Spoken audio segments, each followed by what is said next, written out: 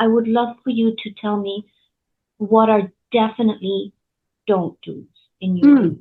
So what you mentioned is very much a common mistake, and I think it's probably the biggest mistake. So when we talk about this type of training, we're talking about threshold training and gradual exposure to safe absences only. And the threshold, the easiest way to explain it is the panic line. So if they're over threshold, they're panicking. The door's shut, maybe there's going to be a period of time where the dog's okay. Maybe there won't be. It depends on the dog. But then once they hit that threshold, that's when the panic starts happening and we see all the behaviors that we don't want. Below the threshold, there might be some subtle signs that the dog's starting to get stressed. Um, but the object of this training is to keep the dog well under that threshold. So they're having every time they're by themselves, they feel safe and they're confident and comfortable about that happening. So we keep the training all under the threshold. So, but one of the common mistakes that people do, like they have an idea that how to do the training, they understand that it's starting at a time and then gradually increasing it. But what they do is they wait until they see the dog bark or cry or whatever it is, and then they come back in. So by the time the dog is barking or crying or whatever it is, they're over threshold. So they've actually missed the boat in that sense. So if they've got to that point, so they'll say, oh, well, I went out for 5 minutes. I'm going to go out again and see how long I've got till I get a reaction. But they're undermining their own training because that dog is over threshold. So the idea is actually to do the opposite of that. And it's hard because it's you have to understand the dog's body language. Is those little subtle signs that I talked about before, they go over threshold, we're watching for them. We don't want really too many of them because that's going to be the signal that they're going over threshold.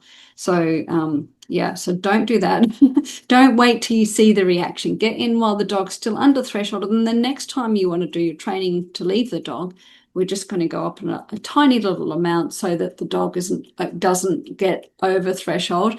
Because every time they go over threshold, it's undermining their training. And it's basically instill if they go over threshold, if they're by themselves, mum walks out the door, they start panicking.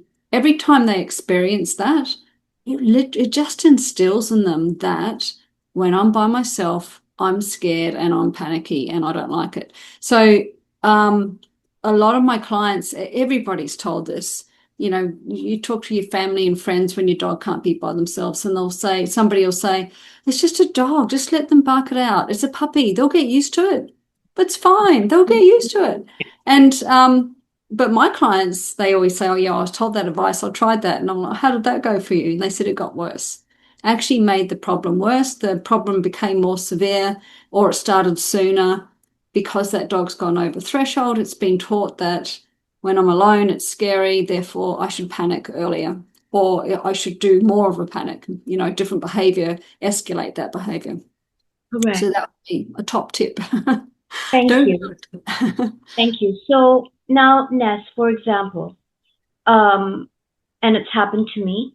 I've been alone with a doggy, and I just wanted to go down to the gym. So I'm already starting to put my trainers on, and the dog is circling around my legs, watching me put on my trainers and getting nervous.